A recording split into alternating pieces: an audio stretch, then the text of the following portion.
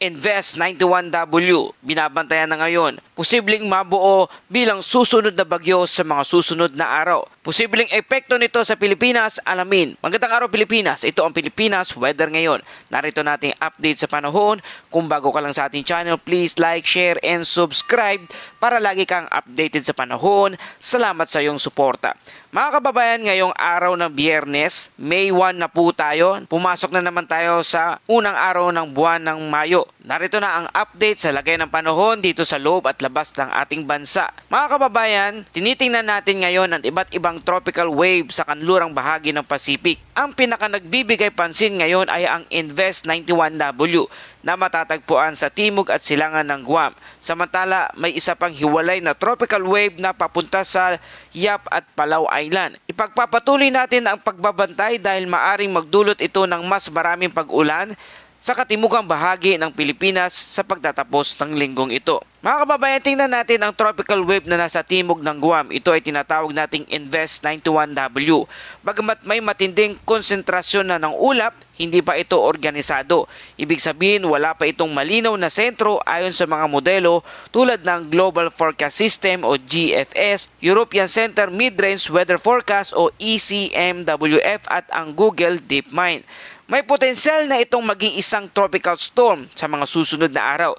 Gayunpaman, hindi pa tiyak ang landas nito at tuloy-tuloy ang pagbabago ng mga forecast. Kaya't mahalagang manatiling alerto lalo na sa Guam at Mariana Island na patuloy na naghahanda pagkatapos ng bagyong Sinlaku. Isa pang mahalagang tropical wave ang papasok sa kabuang bahagi ng Visayas at Mindanao na magdudulot naman ng mas maraming pag-ulan lalo na sa bandang hapon o gabi. Dito sa ating bansa, inaasahan natin ang mga pulupulong pag-ulan sa lugar ng Cebu, Davao, Siargao at Leyte.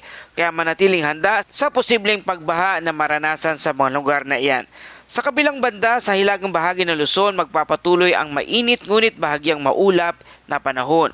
Paalala po sa ating mga kababayan, manatiling updated sa mga opisyal na babala, uminom lagi ng sapat na tubig at iwasan ang matinding sikat ng araw sa inyong lugar. At dumako naman tayo sa lagay ng panahon sa araw na ito.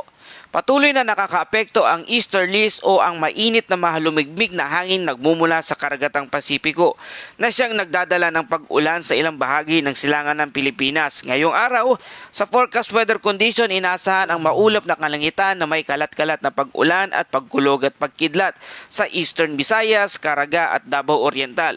Dulot ito ng easterlies. Dahil dito, posible ang biglaang pagbaha at pagguho ng lupa, lalo na sa mga lugar na makakaranas ng katamtaman hanggang sa malalakas na pag-ulan.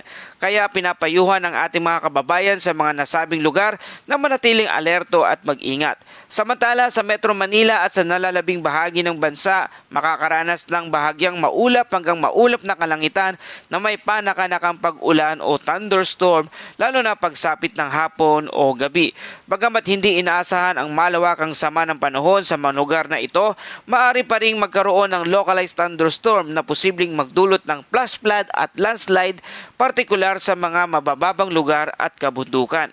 Pagdating naman sa lagay ng hangin at karagatan sa Northern Luzon, makakaranas ng mahina hanggang katamtamang lakas ng hangin mula timog silangan hanggang sa hilaga, habang ang mga baybayin nito ay magkakaroon ng bahagyang katamtamang pag-alon na may taas na alon mula 0.6 hanggang 2.1 metro ang taas. Sa nalalabing bahagi ng bansa, mahina hanggang katamtamang hangin naman mula sa silangan hanggang hilagang silangan. Ang mararanasan ay bahagya hanggang sa katamtamang alon rin ang inaasahan sa mga baybayin na may taas mula 0.6 hanggang 1.8 metro ang taas. Sa temperatura naman sa Metro Manila, naitala ang pinakamababang temperatura 22.1 degrees Celsius kaninang alas 5 ng umaga, habang pinakamataas na temperatura naman ay umabot sa 34.4 degrees Celsius kaninang alas 12 ng tanghali. Dahilan upang maranasan ng mainit at malinsangang panahon sa malaking bahagi ng ating bansa. Ang pinakamababang humidity ay naitala sa 44% kaninang alas 11 ng umaga, habang ang pinakamataas naman ay umaabot sa 81% kaninang alas 6 ng umaga.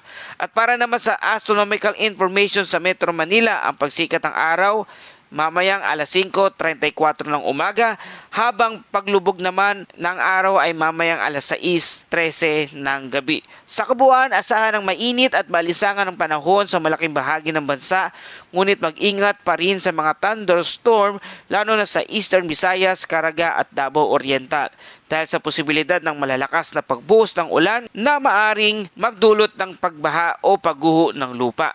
Manatiling updated sa mga susunod na weather bulletins at huwag kalimutang mag-ingat palagi. At dumako naman tayo sa ating Bible verse of the day mula sa Mateo 24 verse 42. Kaya't magbantay kayo sapagkat hindi ninyo nalalaman kung kailan darating ang inyong Panginoon. Mga kababayan, ang paalaala ng Diyos ay manatiling handa. Tulad ng panahon na pabago-bago, may mga bagay sa buhay na hindi natin kontrolado. Ngunit kung alerto tayo at nagtitiwala sa Diyos, may kapayapaan kahit may unos o bagyo man ang ating nararanasan. Patuloy tayong magtiwala at manalig sa kapangyarihan ng Diyos at maging handa anumang oras sa kanyang pagbabalik. At yan po ang ating update sa panahon sa araw na ito. Kung nagustuhan nyo ang balitang ito, please like, share, and subscribe para lagi kayong updated sa panahon. Salamat sa iyong suporta. Salamat sa iyong patuloy na pagtangkilik at panonood dito sa ating channel. Ito ang Pilipinas Weather ngayon na lagi nagpapaalala, maghihanda, magiligtas, mag-alerto. Ingat tayong lahat.